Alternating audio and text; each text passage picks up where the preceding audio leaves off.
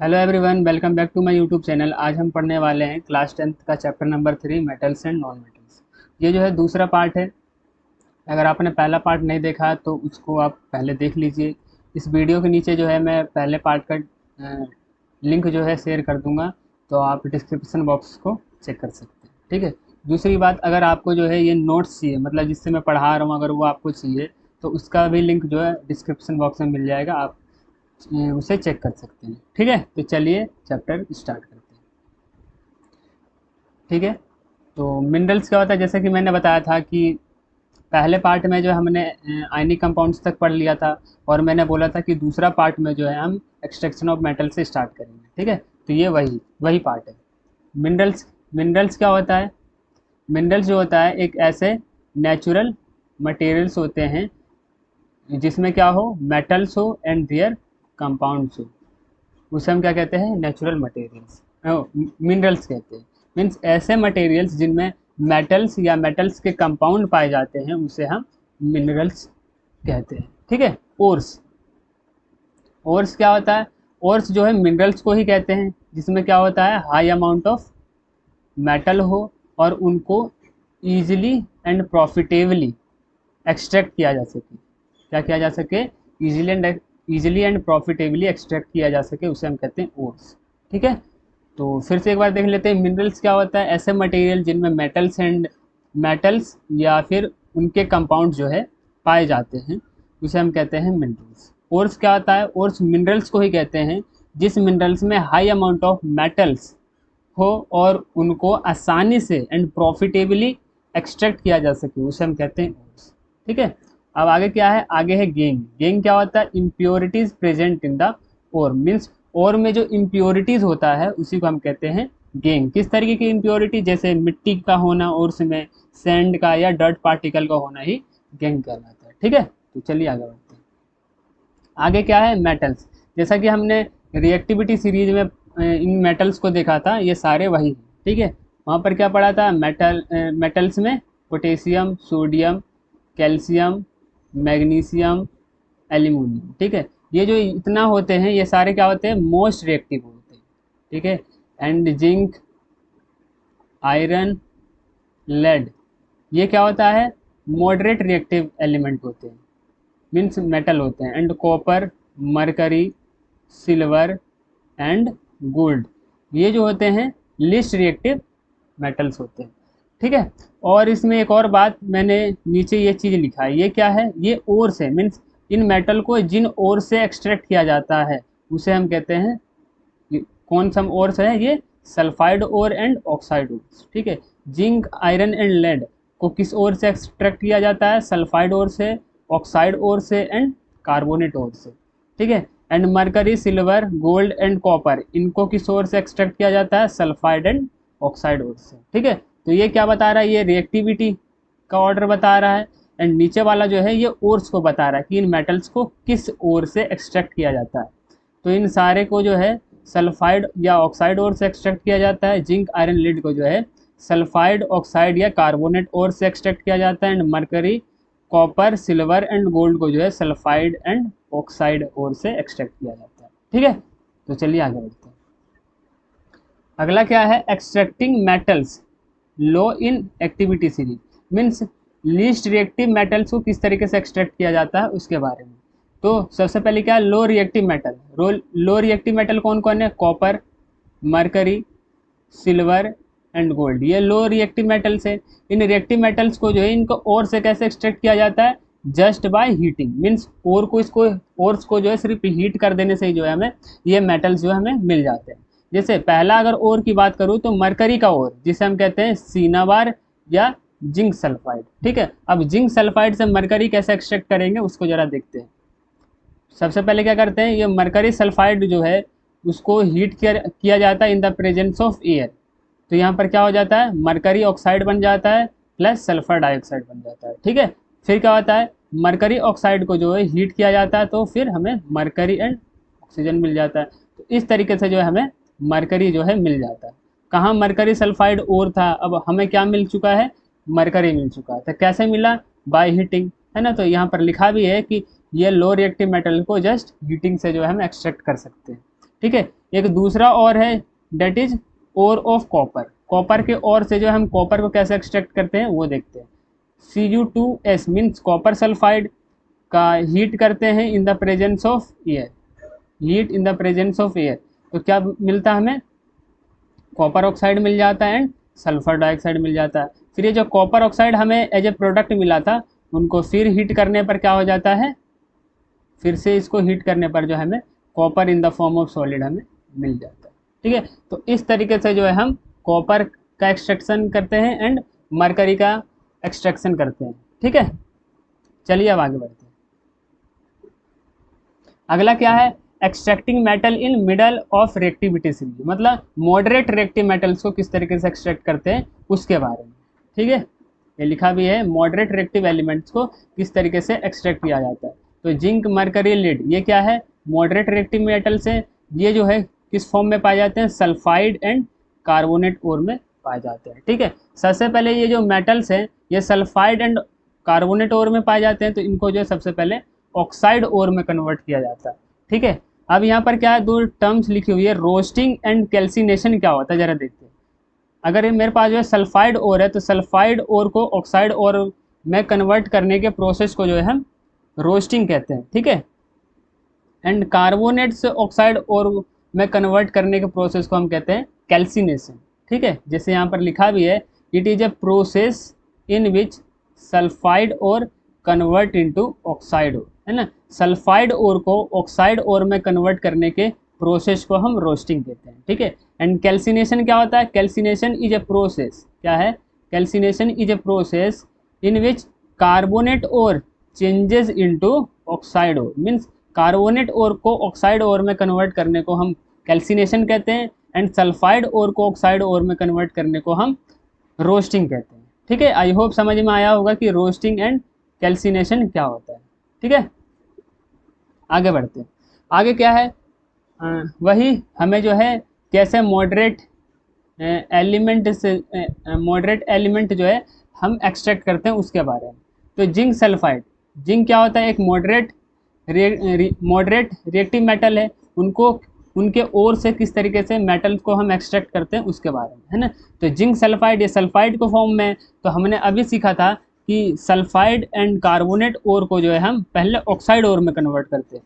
तो जो zinc sulphide है उसको पहले ऑक्साइड ओर में कन्वर्ट करेंगे, देखिए यहाँ पर हो भी रहा है, मीन्स इसको जिंक सल्फाइड को जो ऑक्सीजन के प्रेजेंस में बर्न करवाएंगे तो क्या होगा, सबसे पहले जिंक ऑक्साइड बनेगा और यहाँ पर सल्फर डाइऑक्साइड बन जाएगा। ठीक है, तो क्योंकि यहाँ जिंक सल्फाइड जिंक ऑक्साइड में कन्वर्ट हुआ है, मीन्स सल्फाइड जो है ऑक्साइड में कन्वर्ट हुआ है, तो इसे हम क्या कहेंगे, रोस्टिंग कहेंगे। ठीक है, उसी तरीके से ये यहाँ पर अब क्योंकि जिंक ऑक्साइड बन चुका है, तो जिंक ऑक्साइड बनते ही जो है इसका हम रिडक्शन कर देंगे, किसके साथ, कार्बन के साथ। कार्बन जो यहाँ पर बहुत अच्छा रिड्यूजिंग एजेंट है, तो ये क्या कर दे, जिंक ऑक्साइड को जो है रिड्यूज करके जिंक में कन्वर्ट कर देगा। ठीक है, और यहाँ पर जो CO हमें मिल जाएगा, तो इसलिए यहाँ पर रिडक्शन लिखा हुआ है। रिडक्शन का मतलब क्या होता है, रिमूवल ऑफ ऑक्सीजन। तो आप देख सकते हैं ना कि जिंक ऑक्साइड में से ऑक्सीजन हटकर जिंक बन गया, तो यहाँ रिमूवल ऑफ ऑक्सीजन हुआ है ना, तो इसलिए यहाँ पर हम क्या कह रहे हैं, रिडक्शन कह रहे हैं। ठीक है, अब आइए आगे, जिंक कार्बोनेट। जिंक कार्बोनेट, क्योंकि कार्बोनेट है तो कार्बोनेट को भी हमें ऑक्साइड ओर में कन्वर्ट करना पड़ेगा। तो ये देखिए यहाँ पर भी जो कार्बोनेट जो है ऑक्साइड, जिंक ऑक्साइड में कन्वर्ट हो रहा है एंड यहाँ पर कार्बन डाइऑक्साइड प्रोड्यूस हो रहा है, तो इस प्रोसेस को हम क्या कहेंगे, कैल्सिनेशन कहेंगे। क्यों, क्योंकि यह कार्बोनेट जो है ऑक्साइड ओर में कन्वर्ट हो रहा है। ठीक है, अब क्या होगा, यहाँ पर जिंक ऑक्साइड जो है, जिंक ऑक्साइड का जो है फिर से रिडक्शन कर देंगे, किसके साथ, कार्बन के साथ, है ना। तो यहाँ पर क्या हो जाएगा, zinc plus CO, carbon monoxide बन जाएगा। तो यहाँ पर क्या हो गया, यहाँ पर रिडक्शन हो गया। ठीक है, तो इस तरीके से जो है हम जो है जिंक को जो है हम एक्सट्रैक्ट करते हैं when zinc are in the form of sulphide और कार्बोनेट, है ना। अगर जिंक जो है कार्बोनेट फॉर्म में या सल्फाइड फॉर्म में हो तो हम किस तरीके से एक्सट्रैक्ट करते हैं वो मैंने आपको बताया। ठीक है, चलिए आगे बढ़ते हैं।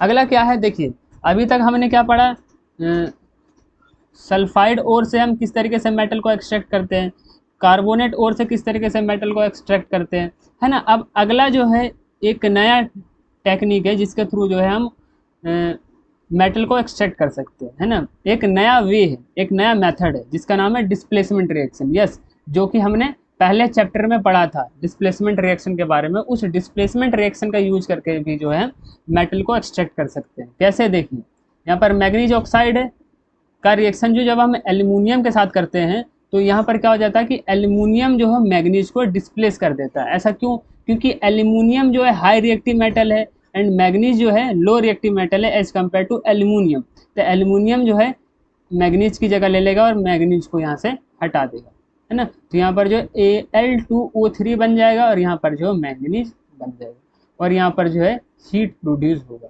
ठीक है। उसी तरीके से आयरन को कैसे एक्सट्रैक्ट किया जाता है उनके ऑक्साइड से, वो देखते हैं। ये देखिए आयरन ऑक्साइड है Fe2O3, आयरन ऑक्साइड का रिएक्शन एल्यूमिनियम के साथ करेंगे तो देखिए एल्यूमिनियम जो है हाई रिएक्टिव है एज कम्पेयर टू आयरन, तो एल्यूमिनियम जो है आयरन की जगह ले लेगा और आयरन को यहाँ से डिस्प्लेस कर देगा। तो यहाँ पर क्या हो जाएगा Al2O3 बन गया और यहाँ से आयरन जो है हट गया, है ना। तो देख सकते हैं ना कि किस तरीके से हमने आयरन यहाँ पर एक्सट्रैक्ट कर लिया और यहाँ पर जो है हीट बहुत ज़्यादा प्रोड्यूस होता है।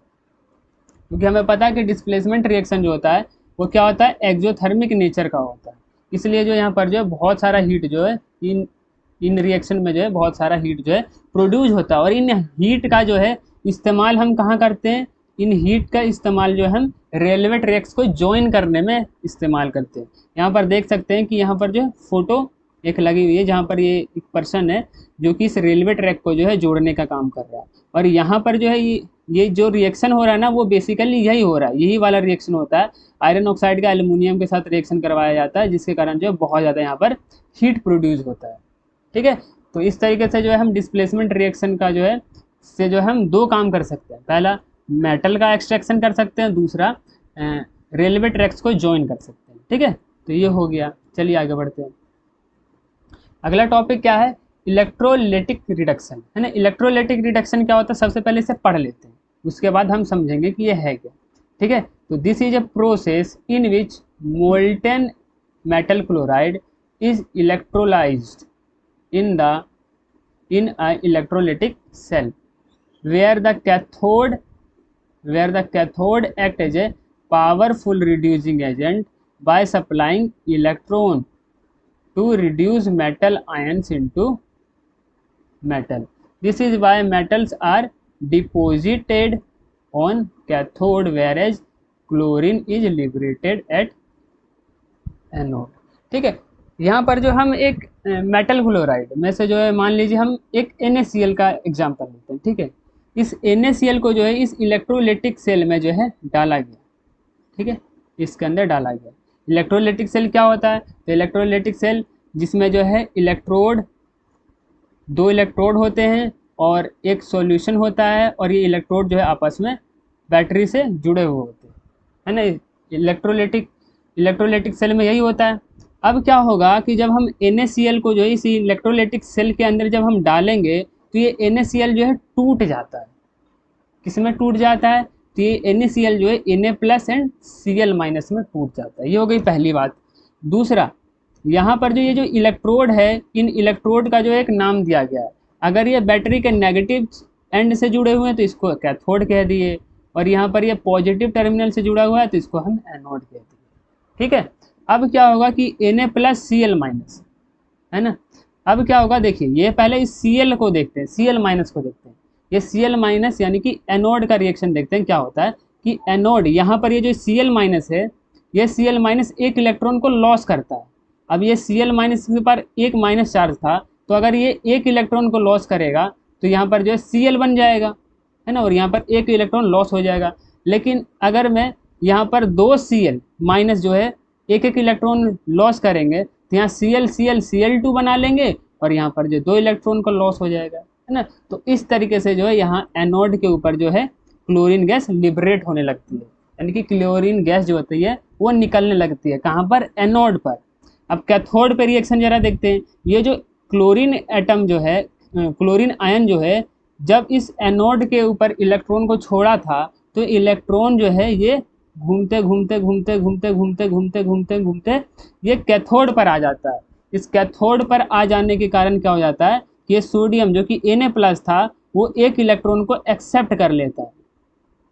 ये Na+ जो एक इलेक्ट्रॉन को एक्सेप्ट करके ये Na में कन्वर्ट हो जाता है और इस तरीके से जो है ये ये सॉल्यूशन का जो Na+ है वो इस कैथोड पर डिपॉजिट होते जाता है होते जाता है होता जाता है, और इस तरीके से जो हम मेटल्स को जो है एक्सट्रैक्ट करते हैं।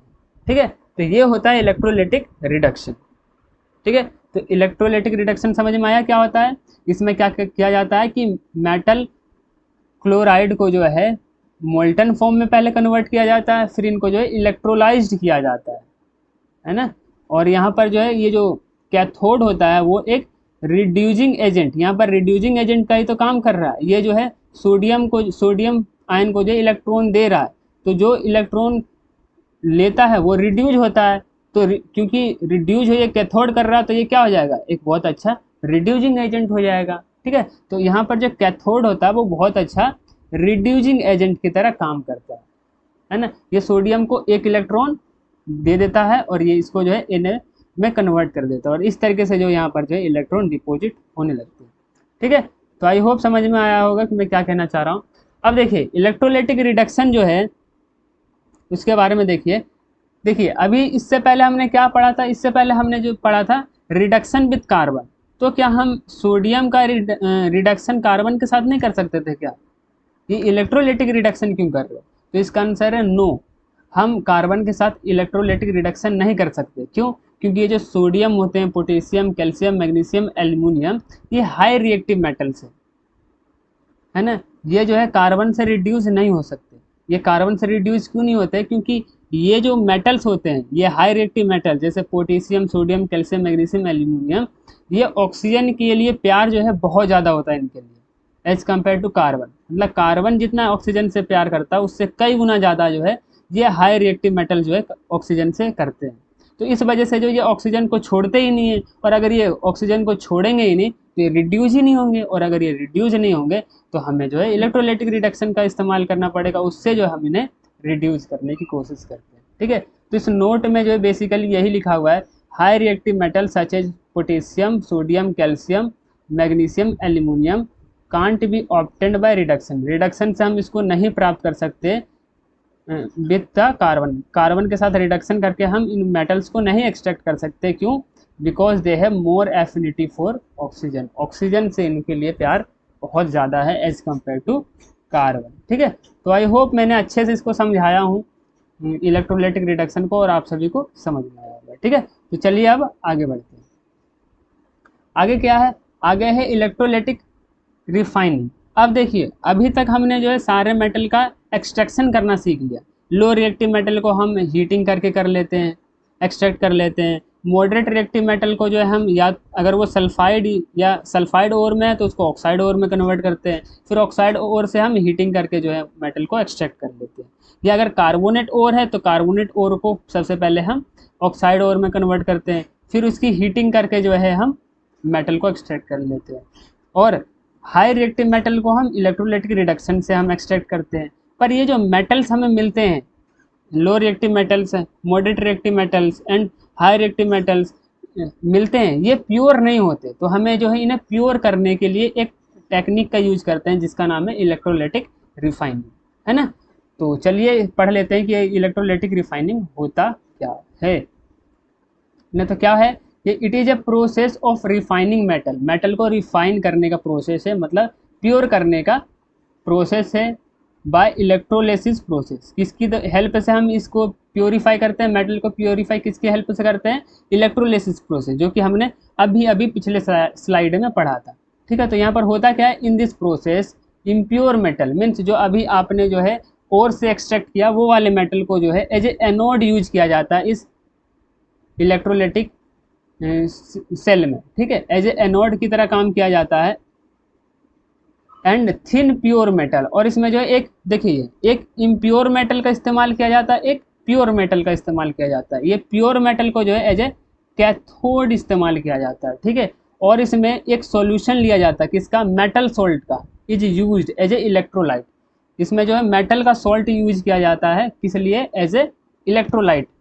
ठीक है, अब क्या होता है, इम्प्योर मेटल डिकम्पोज। अब क्या होने लगता है, जो इम्प्योर मेटल है वो डिकम्पोज होना चालू हो जाता है। मीन्स यहाँ जिसे हम एनोड कह रहे थे वो डिकम्पोज होना शुरू हो जाता है, और ये सारा डिकम्पोज होकर जो ये प्योर मेटल पर मीन्स डिपॉजिट हो जाता है कैथोड पर, एंड इनसॉल्युबल इम्प्योरिटीज, और इसके अंदर ये मीन्स जो इम्प्योर मेटल था, इन इम्प्योर मेटल में जितनी भी इम्प्योरिटीज थी वो जाके सेटल डाउन हो जाती है कहाँ, at the bottom of anode, anode के बॉटम पर क्या हो जाती है, सेटल डाउन हो जाता है। एक बार फिर से इसको समझ लेते हैं, एक बार हमने ऐसे पढ़ लिया, एक बार इस डायग्राम के थ्रू समझने की कोशिश करते हैं। देखिए आपने अभी जो ओर से जो मेटल एक्सट्रैक्ट किया वो प्योर नहीं है, ठीक है, तो उसको प्योरीफाई करने के लिए जो है हम एक प्रोसेस का इस्तेमाल करते हैं, डेट इज इलेक्ट्रोलाइटिक रिफाइनिंग, ठीक है, ओके। अब इम्प्योर मेटल को जो है एज ए एनोड इस्तेमाल किया जाता है, ठीक है, एंड एक थिन मेटल प्योर मेटल जो है यूज किया जाता है एज ए कैथोड, यहाँ पर इस्तेमाल किया जाता है।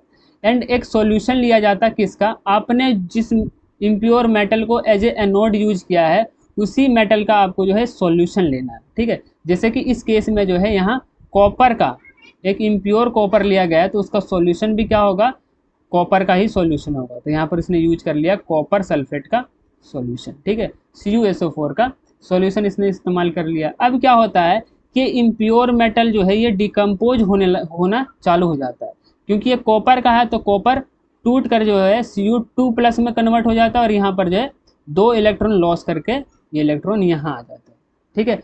फिर ये इलेक्ट्रॉन जैसे ही सॉल्यूशन में जाता है, फिर ये सॉल्यूशन का जो Cu2+ जो है ये वापस इसके ऊपर आता है, इसके ऊपर आता है एंड 2 इलेक्ट्रॉन को एक्सेप्ट करता है, और यहाँ पर जो है डिपॉजिट होना शुरू हो जाता है, और जिसके कारण से जो है ये जो प्योर मेटल है वो मोटा होना चालू हो जाता है। तो इस तरीके से जो है हम रिफाइनिंग करते हैं, है ना। तो इस तरीके से, और यहाँ पर जितना भी इम्प्योरिटीज इस मेटल में था, इम्प्योर मेटल में था, वो सारा का सारा इम्प्योरिटी जो है वो यहाँ आ जाता है, मीन्स एनोड के बॉटम के नीचे जो है आ जाता है। अब इसके अंदर जो इम्प्योरिटीज होती है वो 2 तरीके की होती है, एक होती है सॉल्युबल इम्प्योरिटीज, एक होता है इनसॉल्युबल इम्प्योरिटीज।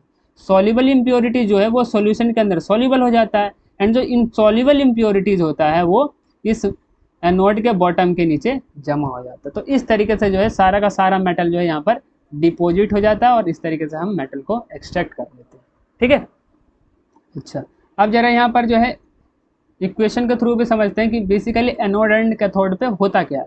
तो सबसे पहले एनोड जो कि इम्प्योर मेटल था, वो इम्प्योर मेटल टूटना चालू होता है, तो कॉपर जो है सबसे पहले कॉपर 2+ में कन्वर्ट होगा, और यहाँ से जो है 2 इलेक्ट्रॉन को रिलीज कर देता है।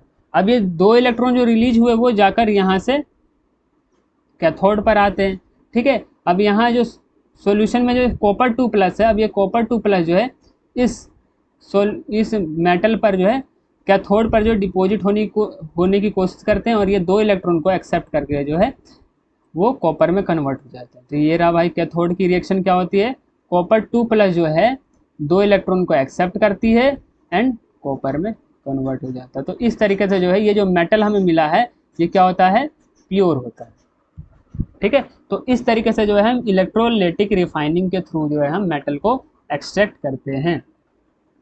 ओके, आई होप समझ में आया होगा। चलिए अब आगे बढ़ते हैं। एक बार फिर से जो है पूरा का पूरा जो है मेटल को ओर से एक्सट्रैक्ट करने से लेकर प्योरीफिकेशन तक जो है हम पूरा एक बार फिर से प्रोसेस को जो है हम पढ़ लेते हैं, ठीक है। सबसे पहले क्या था, ओर।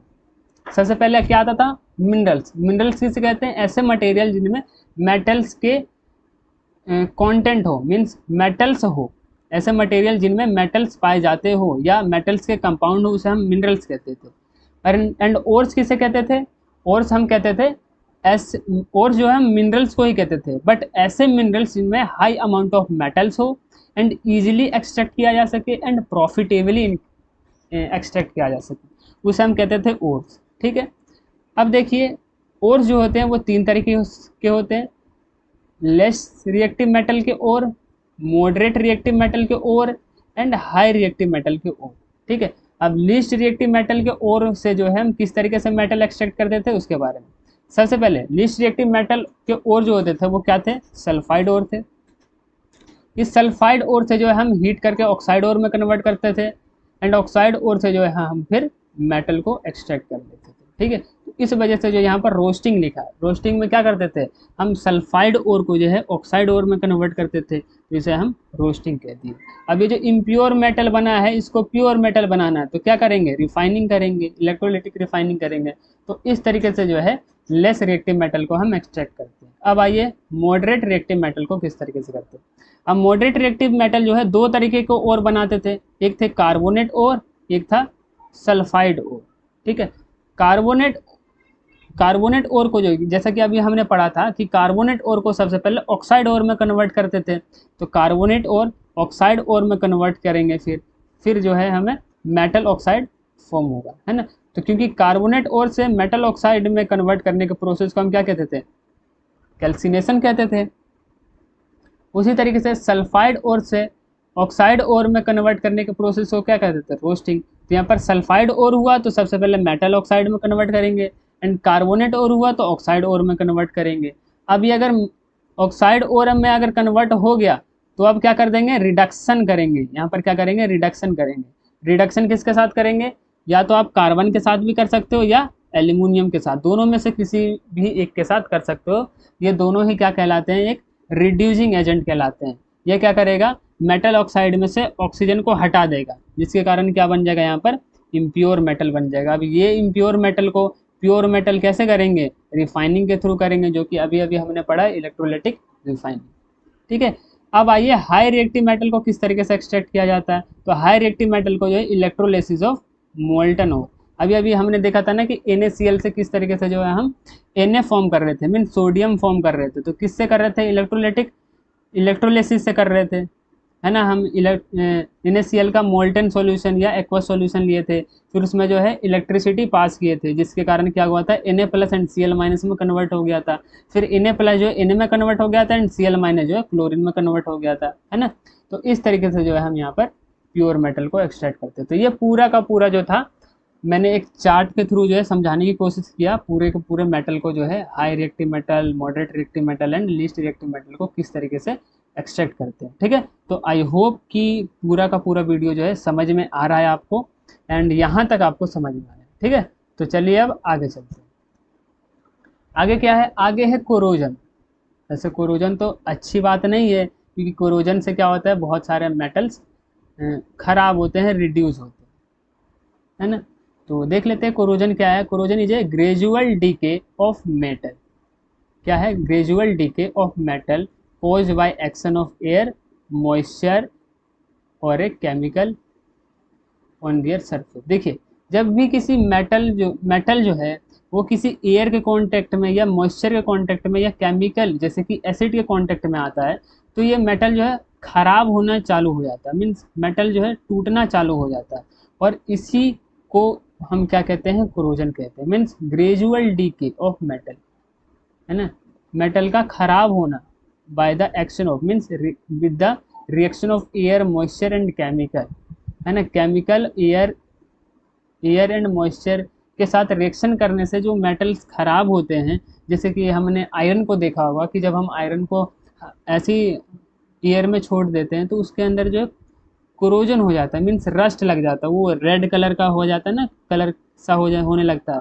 तो ये उसी के बारे में है, कोरोजन हो जाता है आयरन का, रस्टिंग हो जाता है, जिसके कारण क्या हो जाता है, आयरन खराब होने लगता है ना। आपने देखा होगा बहुत बहुत से इंस्ट्रूमेंट देखा होगा, ऑब्जेक्ट देखा होगा, या पार्कों में कई बार आपने कुर्सियाँ देखा होगा, वो जब बहुत समय के बाद जो वो सड़ना चालू हो जाता है, मीन्स ख़राब होना चालू हो जाता है, वो रिड्यूज होना चालू हो जाता है, वो उसमें रस्टिंग लगने लगता है। ऐसा क्यों, क्योंकि जो है उसके अंदर वो जो है एयर के साथ रिएक्शन करने लगता है, या मॉइस्चर के साथ या केमिकल के साथ रिएक्शन करने लगता है, मीन्स वो जो है धीरे धीरे डीके होना चालू कर देता है, इस वजह से जो है इस तरीके का होता है। ठीक है, तो ये था पूरा का पूरा कोरोजन। तो कोरोजन क्या है, the gradual decay of metal by the reaction of air, moisture और केमिकल। ठीक है, तो ये था कोरोजन। अब अगला क्या है, rusting of iron. Rusting of iron मतलब वही लोहे में जंग लगना, है ना, जंग लग जाता है। अब समझ में आया होगा आपको, जंग लगना, जंग लगने को ही हम कहते हैं रस्टिंग ऑफ आयरन। ये क्या होता है कि जब हम किसी आयरन ऑब्जेक्ट को हवा में रख देते हैं फॉर लॉन्ग टाइम, जब हम लंबे टाइम के लिए जो है हम हवा में इसको या खुले हवा में रख देते हैं, तो क्या हो जाता है, ये रेड ब्राउन फ्लफी सब्सटेंस जो है इनके आउटर मोस्ट सरफेस पे जो है फॉर्म होना चालू हो जाता है। आपने देखा होगा कि रेड रेड कलर का जो है, जैसे नेल, नेल को जब हम पानी में डाल देते हैं तो नेल के अंदर भी जो है रेड कलर का जो है एक लेयर फॉर्म होने लग जाता है, उसी को हम कहते हैं रस्ट। क्या कहते हैं? रस्ट मीन्स जंग कहते हैं। एंड इस प्रोसेस को हम क्या कहते हैं? रस्टिंग ऑफ आयरन कहते हैं। ठीक है, क्या कहते हैं इसको हम? रस्टिंग ऑफ आयरन कहते हैं। ठीक है, अब देखिए रस्टिंग ऑफ आयरन मतलब आयरन रस्ट कब होगा उसके बारे में देखिए। आयरन रस्ट जब ही होगा जब वो एयर के प्रेजेंस में होगा and as well as water के प्रेजेंस में होगा। अगर वो सिर्फ एयर के प्रेजेंस में, वाटर के प्रेजेंस में नहीं है तो रस्टिंग नहीं होगा। अगर वो वाटर के प्रेजेंस में है बट एयर के प्रेजेंस में नहीं है तब भी रस्टिंग नहीं होगा। रस्टिंग के लिए कंडीशन ये है कि वो एयर के भी प्रेजेंस में होना चाहिए एंड वाटर के भी प्रेजेंस में होना चाहिए। ये डायग्राम जो है बहुत अच्छे तरीके से समझाता है। देखिए इस टेस्ट ट्यूब के अंदर जो है एक बाहर से जो है ढक दिया गया है एंड इसके अंदर जो है एक नील मीन्स कील डाल दिया गया है और इसके अंदर जो है ये calcium chloride, anhydrous calcium chloride को डाल दिया गया। ये एनहाइड्रस कैल्शियम क्लोराइड इसलिए डाला गया है ताकि इसके अंदर जितना भी मॉइस्चर हो वो इसको सोख सके, इसलिए डाल रखा है।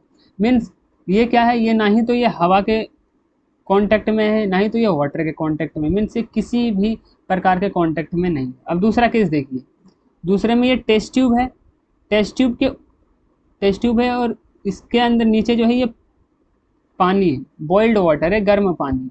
ठीक है, और इसके ऊपर जो ये लेयर है वो ऑयल की लेयर डाली गई है। ठीक है, एंड इसके अंदर जो है ये नेल को है डाल दिया गया। बेसिकली ये जो ऑयल का लेयर डाला गया वो इसलिए डाला गया है ताकि जो है इस वाटर को जो है एयर से जो है सेपरेट किया जा सके। मीन्स ये जो नेल है वो वाटर के प्रेजेंस में है बट ये एयर के कांटेक्ट में नहीं है। तो यहाँ पर क्या रस्टिंग होगी क्या? तो बोलेंगे नो रस्टिंग। क्यों नहीं रस्टिंग होगा? क्योंकि रस्टिंग की कंडीशन थी कि वो एयर के भी कांटेक्ट में होना चाहिए एंड वाटर के भी कांटेक्ट में होना चाहिए। ये वाटर के कांटेक्ट में तो है बट एयर के कांटेक्ट में नहीं है, तो यहाँ पर रस्टिंग नहीं होगी। यहाँ पर भी रस्टिंग नहीं होगी। क्यों? क्योंकि यहाँ ना तो हवा है ना तो पानी है, यहाँ पर दोनों ही नहीं है। अब जब ये दोनों ही नहीं है तो रस्टिंग यहाँ पर भी नहीं होगा। फिर अब यहाँ देखते हैं, यहाँ पर देखिए टेस्ट ट्यूब है, टेस्ट ट्यूब को बाहर से ढक दिया गया है एंड ये पानी है और ऊपर देखिए ये यहाँ पर हवा तो होगा ही, है ना। यहाँ पर एनहाइड्रस कुछ यूज़ तो किया गया है नहीं जो इसको सोख लेगा। तो यहाँ पर एयर भी है एंड नीचे वाटर भी है, तो यहाँ पर जो है रस्टिंग हो जाएगा। Rusting will take place, rusting will take place. क्यों? Because this nail is in the presence of air and water. क्योंकि ये जो नेल है वो वाटर के भी प्रेजेंस में है, ये रहा वाटर, एंड ये एयर के भी प्रेजेंस में, इस वजह से यहाँ पर जो है रस्टिंग हो जाएगा। ठीक है, तो इस तरीके से था रस्टिंग की कंडीशन। मीन्स आयरन में, लोहे की चीज़ों में किस तरीके से जंग लगता है उसके बारे में। ठीक है, अगर अभी तक भी आपको रस्टिंग के बारे में नहीं समझ में आया होगा तो इस डायग्राम को तो देखकर आप पक्का से समझ जाओगे कि रस्टिंग क्या होता है। ठीक है, तो ये आप देख रहे हो ना, लोहे में जो है हम अपने घरों में या घरों के बगल में देखा ही होगा कि लोहे के सामान में जो कुछ इस तरीके से जो है जंग लग जाता है।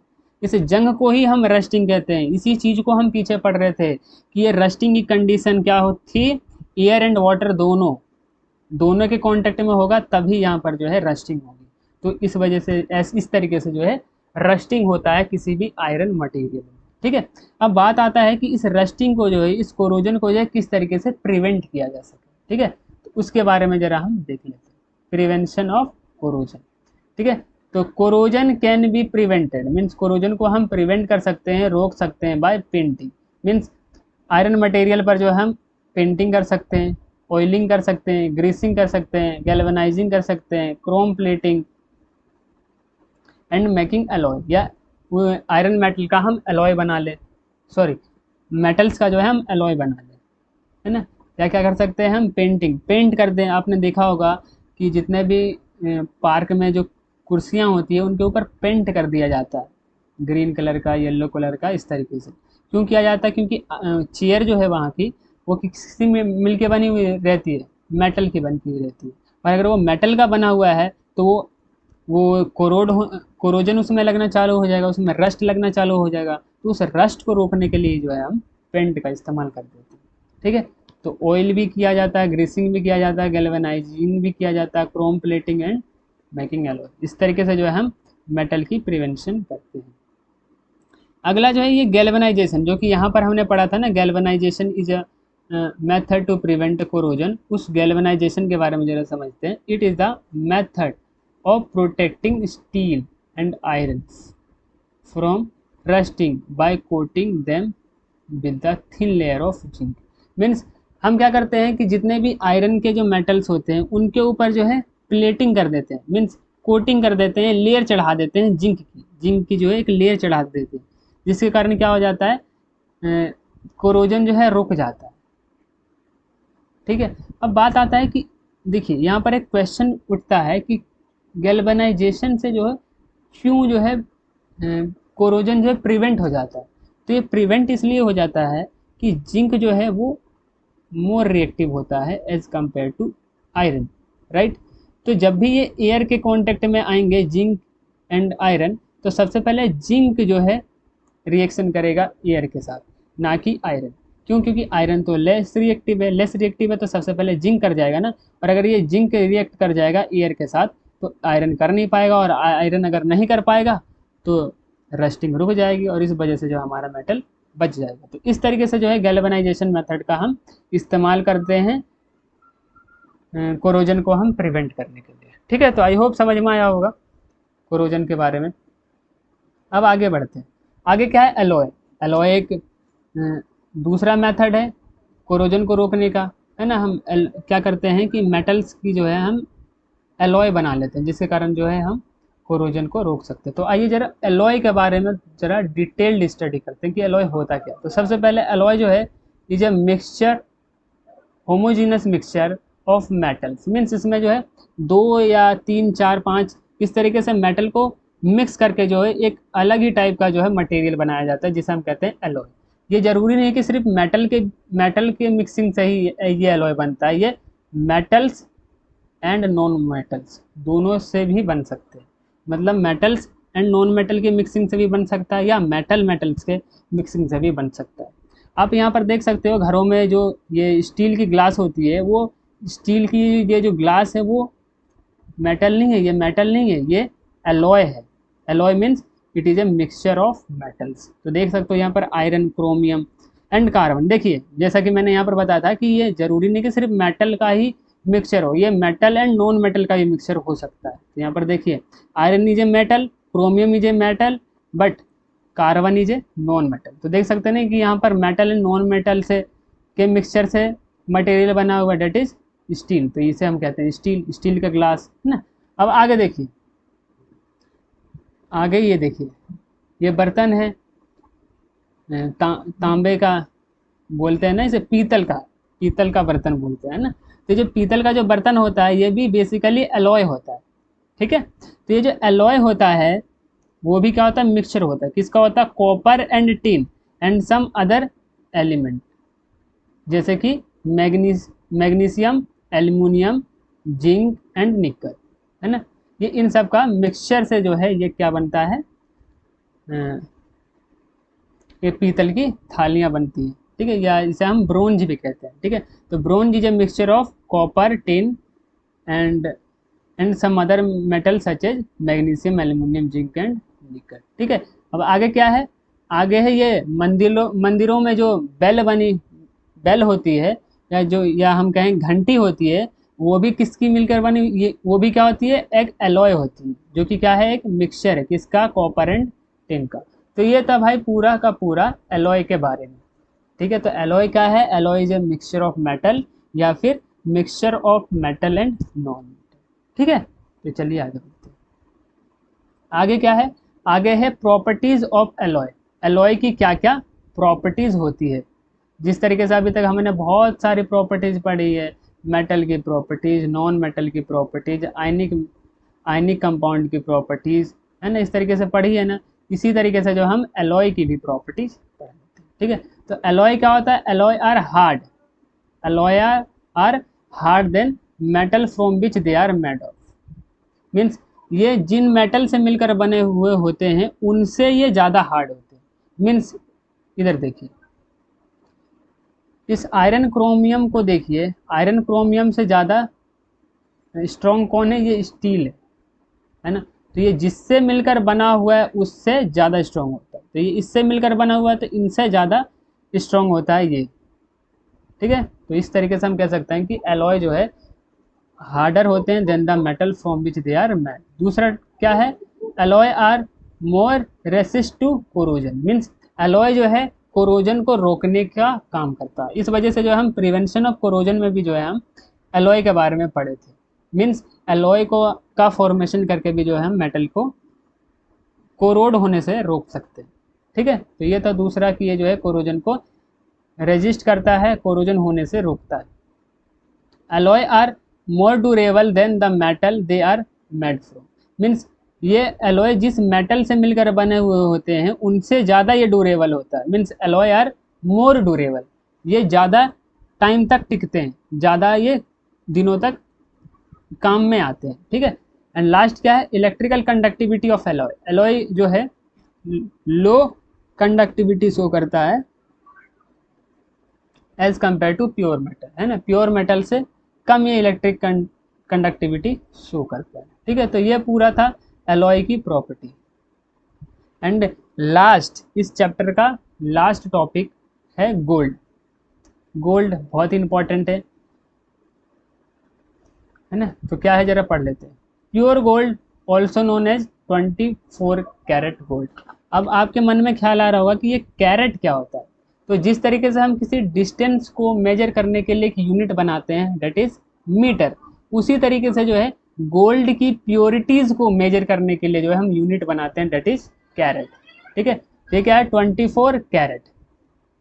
ठीक है, तो जो प्योर गोल्ड होता है वो 24 कैरेट का होता है और ये जो है बहुत ज़्यादा सॉफ्ट होता है ना, और ये जो है not suitable for jewelleries, means ये 24 कैरेट गोल्ड से जो है हम ज्वेलरीज नहीं बनाते, है ना। फिर क्या करते हैं, इट इज़ एलॉयड विथ इधर सिल्वर और copper two make it hard. Means क्या कह रहा है कि सिल्वर एंड कॉपर के कुछ पार्ट जो है हम गोल्ड में डालते हैं, मिक्स करते हैं। ऐसा क्यों करते हैं, ताकि जो है ये हार्ड हो जाए, है ना, हार्ड हो जाए और हम इनकी ज्वेलरीज बना लें। ठीक है, तो इंडिया में जो है 22 कैरेट गोल्ड यूज होता है। ठीक है, फॉर मेकिंग ऑर्नामेंट्स, मीन्स गहनों को बनाने में सोना का ये जो नेकलेस यहाँ पर देख रहे हो ना, यहाँ पर नेकलेस है, ईयर रिंग्स है, इन सब को बनाने के लिए जो है हम 22 कैरेट गोल्ड का हम इस्तेमाल करते हैं। ठीक है, इंडिया में ये 22 कैरेट का मतलब क्या है, इसका मतलब ये है कि अगर हम 22 पार्ट ऑफ गोल्ड लेंगे तो उसमें 2 पार्ट जो है या तो कॉपर होगा या तो सिल्वर होगा। किस लिए कॉपर सिल्वर है, ताकि इस गोल्ड को जो है हम हार्ड बना सके और हार्ड बनाकर जो इनकी अलग अलग शेप साइज दे सके। ठीक है, तो ये था पूरा का पूरा गोल्ड के बारे में। तो गोल्ड जो है प्योर गोल्ड जो होता है वो 24 कैरेट का होता है एंड ये बहुत ही ज़्यादा सॉफ्ट होता है। इसको ज्वेलरीज के लिए जो है बिल्कुल भी सूटेबल नहीं होता। तो हम इसको सूटेबल कैसे बनाते हैं, बाय मिक्सिंग सिल्वर और copper two make it hard, है ना।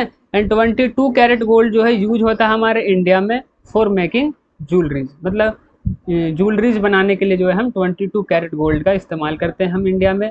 22 कैरेट का मतलब क्या है, 22 कैरेट का मतलब है कि अगर हम 22 part of gold, pure gold, अगर हम प्योर गोल्ड का 22 पार्ट लेंगे तो उसमें जो है 2 पार्ट जो है या तो कॉपर होगा या तो सिल्वर होगा। ठीक है, तो ये था पूरा का पूरा गोल्ड के बारे में, ये था पूरा का पूरा चैप्टर के बारे में। हाँ, पूरा चैप्टर यहाँ पर ख़त्म होता है। अब आपको क्या करना है कि इसको जो है फिर से एक बार रिवाइज करना है। ये जो मैं नोट्स प्रोवाइड करूँगा उसको देखना है, पढ़ना है और उसके बाद जो है एनसीईआरटी के क्वेश्चंस को सॉल्व करना है। ठीक है, तो आई होप कि आपको जो है ये वीडियो पसंद आया होगा। तो मिलते हैं फिर नेक्स्ट वीडियो में, जब तक के लिए बाय बाय।